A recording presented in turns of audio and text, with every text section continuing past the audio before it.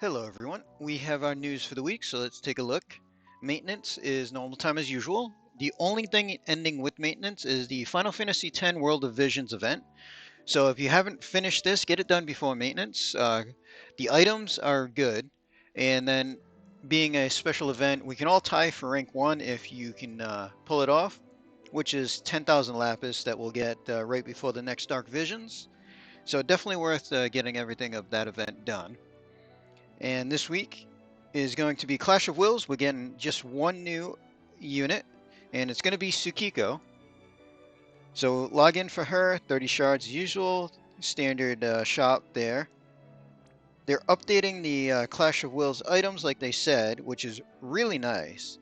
So the crown's going from 90 attack and magic to 120. The clothing from 120 to 150. They're adding mana and up in the health on the hat, which is quite nice. And then the accessory is going from 80 to everything to 90. And then they also have a note down here that the morale per turn is going to get boosted as well. So wondering exactly how much morale we'll be able to get from the items per turn. But considering the last Clash of Wills and how tight the morale has been, definitely nice seeing that get an upgrade. Hopefully they don't raise or make it harder to gain morale in the fights.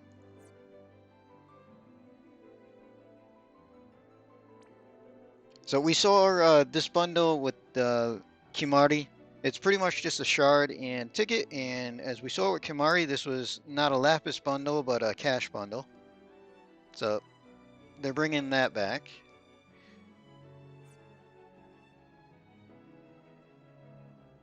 And we do have new vision cards, so we're getting new card for the new unit. So she's not premium, we got it at EX1 and EX3. 125 magic, 50% magic.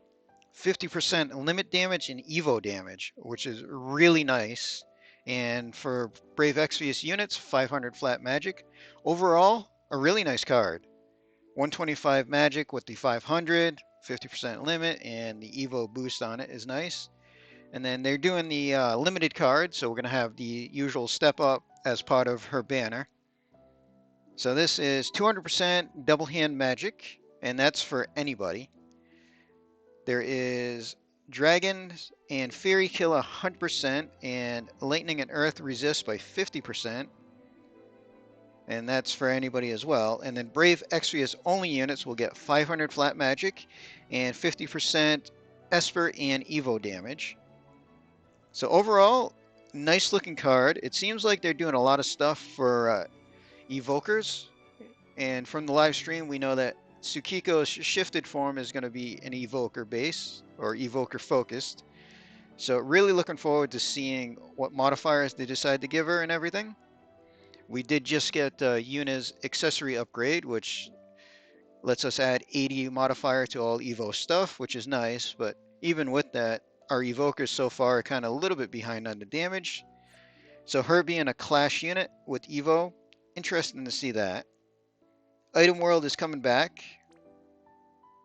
And the item this time is going to be a two-handed rod. 50 attack, 189 magic. 30% damage against insects and plants. Odd number for a killer, but any killer usually helps. And the special on it is going to be 50% magic and 50% double hand magic. So overall, not too bad of a rod. As far as the other two-handed rods we have access to, they're not that much ahead. I think 218 or so about. So not too far behind on the other two-handed rods that we have at the moment, at least.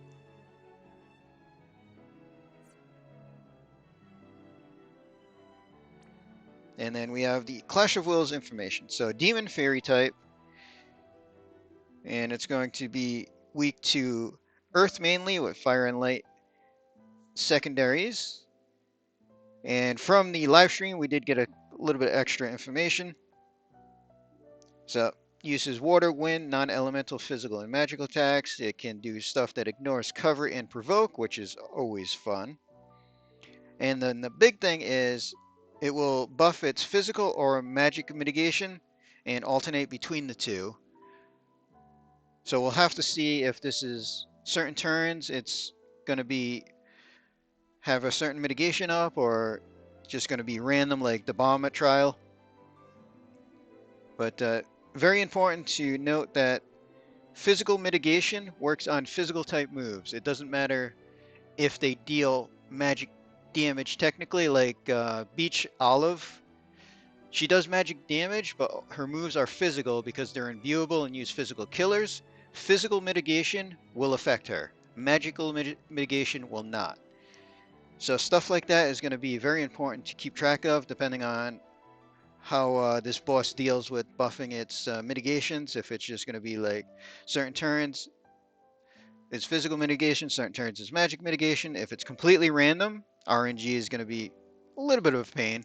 The nice thing though, especially because we're getting Tsukiko and Evoke, fixed damage, which is all Evo skills, and obviously any fixed damage, ignores physical and magic mitigation and are only affected by general mitigation.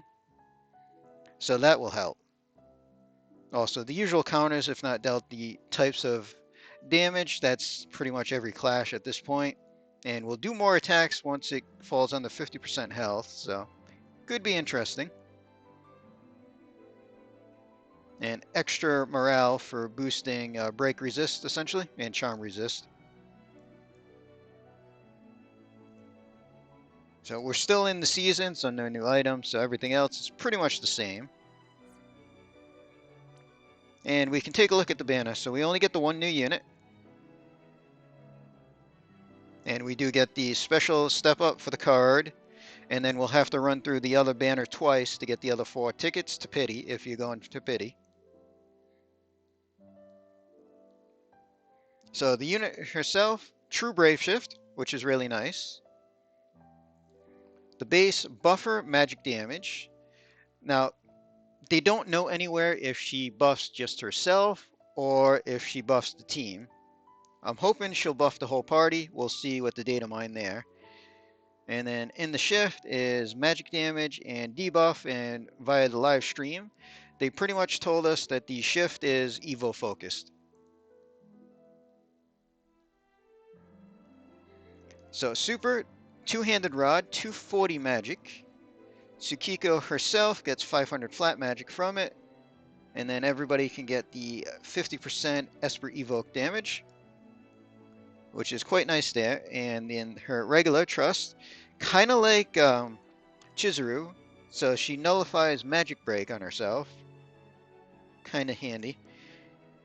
And then everybody else can get the 60% magic and 50% Evo damage. Now the Priestess should be EX2 or an EX3 ability. But 1000 magic, 150 limit damage, and then 100% chain bonus.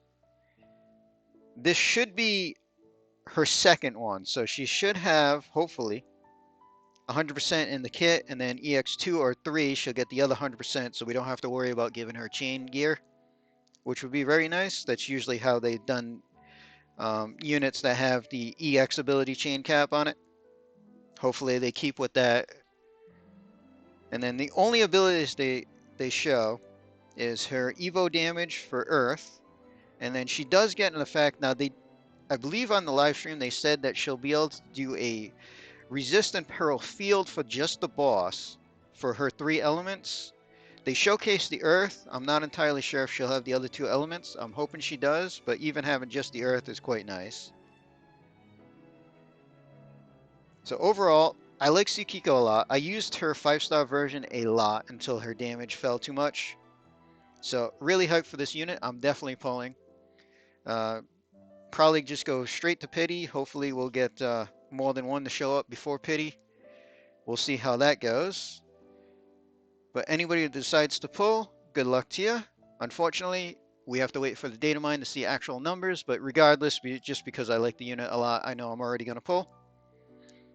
And that's all the information we have. So we're going to end this video here.